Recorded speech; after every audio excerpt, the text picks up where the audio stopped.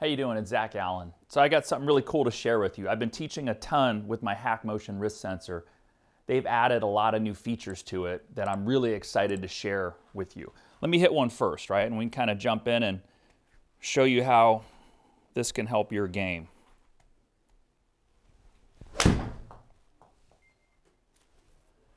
Okay, so I've got my wrist action on there, okay? And just to show you what we're looking at here, that green box and the green line, that has to do with flexion and extension, right? Extension is my wrist going this way, flexion is my wrist going this way. The blue box is basically wrist hinge, right? Which they call radial deviation. It's my thumb going up, my wrist going up, or ulnar deviation, my wrist going down. And then the last one on there doesn't have its own box, but that purple line on the graph we're looking at there, that's dealing with this global rotation, or what people would call forearm rotation, right? My forearm opening, going back, and closing, coming through. And here's what's so cool. Check this out. I can actually compare myself to, how about Tiger Woods, right? This is what they would call their most common wrist pattern that they see on tour, okay? Rory McIlroy, Tommy Fleetwood, Tiger Woods. It's probably over 90% of the tour players employ a wrist action that is just like this. Compared to, say, somebody like Dustin Johnson or Victor Hovland, who they're using their wrist very differently. They're releasing the club a little differently. I really don't see or recommend that for many people unless you're super athletic. So let's go back here to this graph here with Tiger Woods, okay?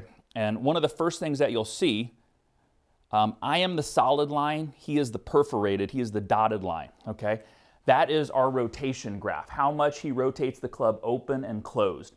And it starts at address, goes to the top of backswing, and goes all the way through to impact. And one thing I want you to really notice when we put all those together, right, there's a lot of lines, but the purple one is by far the biggest one. And that's one of the things that I've really seen here is I put students on here, I practice on here, I look at the data of what the best pros are doing. Many people are using their wrist incorrectly, okay? Let me get the big club out here to show you. So there's so much going on with the wrist in terms of the lead wrist going from flexion to extension, okay? Now that happens a lot of times early on in the takeaway, or that happens sometimes on the way through up to the finish, okay? And there's just, in general, there's a lot going on with wrist action, especially with the people that maybe they're not that mobile, so then they start to break their hands and wrists to get to the top, and you see a little breakdown in their arms. What you notice here with what Tiger's doing, okay, I'm going to put his and mine up there, so we're just looking at the green. It's what they call stable extension, okay, which all that means is when I start, there's a little bit of extension in my lead wrist. He's keeping that. Watch the green box. Watch the number. I'm about 29, 28. It's very stable as he takes it back. It's dropping slightly there, probably less than 10 total. So other people, as they start to take the club back, when they do it incorrectly, check out that green box just going nuts there into a negative number. And that starts to take the club on different planes. That really gets us into a lot of complexity. Okay? So what you'll learn from there, what the best players are doing, the wrists are staying very stable, and most of what is actually occurring is happening at the forearm.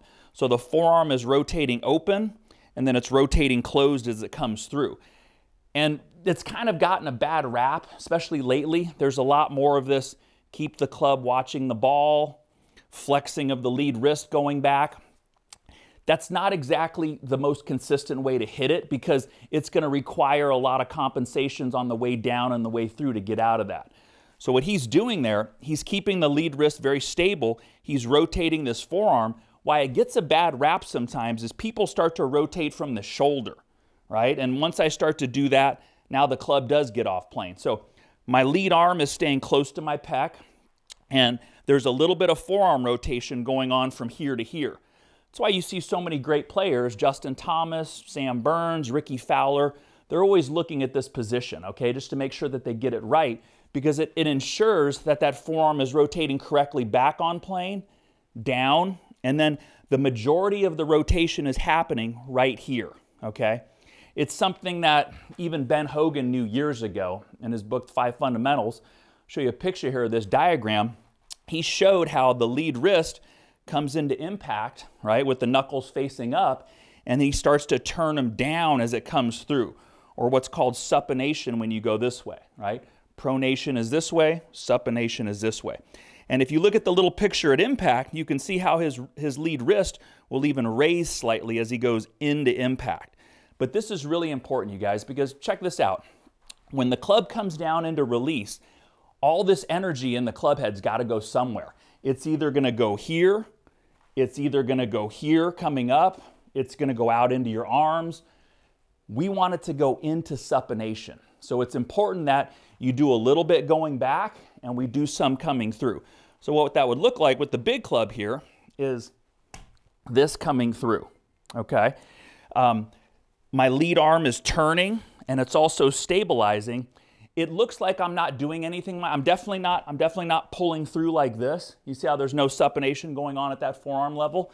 We're turning like this to get the club through consistently. And very interesting, if you look at Tiger's, say his blue graph compared to mine, take a look there at impact. You notice right after impact, he gets a very nice flat spot. I got one there too, that's just recorded my practice swing. What's occurring there, while the club, right, opens up, closes coming through, he's doing one thing at the moment of impact. He's stabilizing the club, okay, before he lets it continue to rotate and come all the way through to his finish. So that's very illuminating, right? Imagine if Tiger Woods walked up to you, put his hands on your hands and said, this is how I swing the club. So HackMotion is giving us a glimpse of that, right? This is how much I hinge going back, which that's another thing you'll see with this. There's not as much hinge to the top as what most players are doing. Almost everybody I'm seeing, they're over-hinging the club to the top, okay? So he's not doing that much, you know, nor is Rory, nor is Tommy Fleetwood. And then like we talked about, the main of the three, right, the main force going on is this global rotation of the forearm, okay? And obviously some of that goes with body rotation, but this forearm is rotating independent of itself as the body's moving too. So, point is, let's get to some drills that we can do. Okay, one of the easiest, simplest drills that you can do, and you see good players do this all the time. They'll be standing there on the range just talking to each other, waiting to hit their shot, you know, waiting on a long par 3, and they'll just be swinging the club back and forth like this. And what's happening here is they're just rotating that arm naturally as the club just swings with a little hinge, some forearm rotation, and then rehinges with some forearm rotation on this side. And you'd be surprised, but pretty much every person I've given this to, I get a lot of weird stuff. I get some of this on the backswing, I get some of that, I get some weird things coming through, there's a lot of this coming through. You want to do it as efficiently and as effortlessly as possible. And you notice how my body is just kind of gliding along with it. I feel my belt buckle moving through. One important thing to note here as you do this drill, my lead arm is not staying straight. It's folding. In order for this to fully supinate and actually go more knuckles down, this has to bend some, okay? And people sometimes get confused, like, oh, I thought this arm stays straight. No, it stays straight on the backswing, right? It stays straight coming down. And then at impact, my right arm overtakes and rolls, and it starts to let this fold, right? So we can get that thing fully closing coming through. That's why you see the purple line on his graph go all the way up past impact. He's fully rolling this thing. So that to me is really important, right? That's what they're using the most of. And in a lot of golf today, we're really trying to keep this club way too stable and square on the way back and on the way down. The only time it's occurring is right at impact. For about this much at impact and through, that's where he's getting that flat spot that we saw on the blue graph. So that's where you really want to emphasize, okay, I'm moving, I'm rotating my forearms, it's closing and squaring up, and then right down at impact, we're going to brace and stabilize. Think of a boxer, right? He's nice and loose, throwing a punch, and then as soon as he gets to the moment of contact, he is bracing and firming up.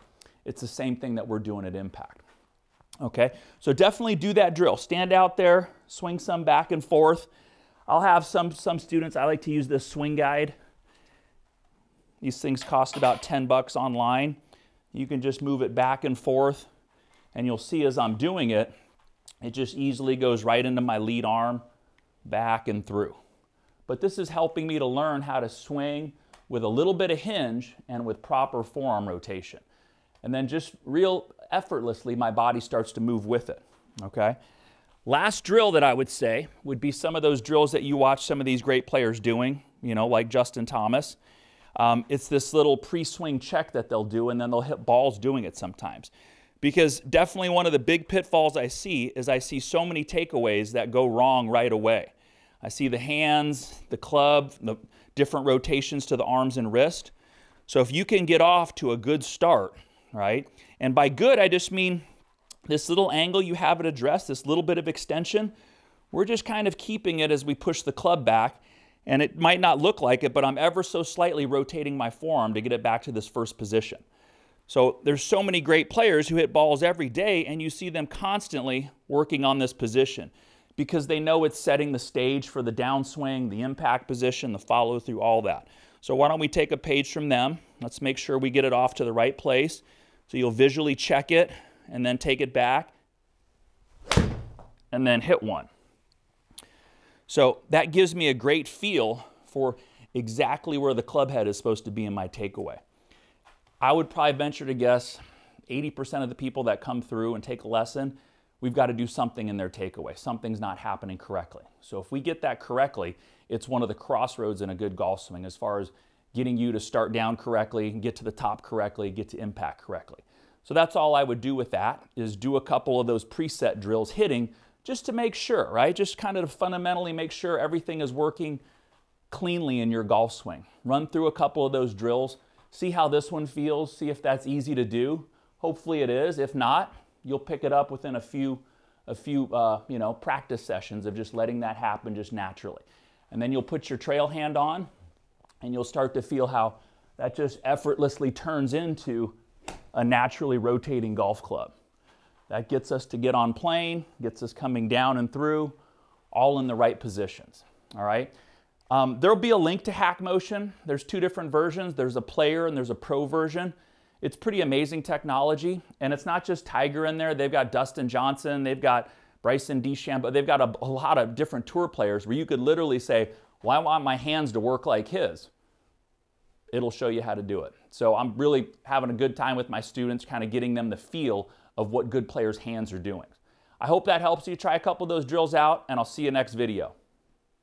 Thanks for watching. After thousands of student lessons, I've discovered that the single weakest link in your golf swing is your brain. You see, our brains control all our movement, but as it turns out, they aren't naturally wired for the golf swing. And until you fix this, your body will simply refuse to do what the brain is asking. The good news is there's an easy fix. Since I don't have the time in this short video, I've put together a 3-part web class where I walk you through a simple process that will rewire your brain, giving you the control you need for a consistent golf swing. I call it the Consistency Clinic, and you get the entire thing free of charge by clicking the link right here. The training series isn't available anywhere else, so go ahead, click the link right now, and I'll see you on the other side.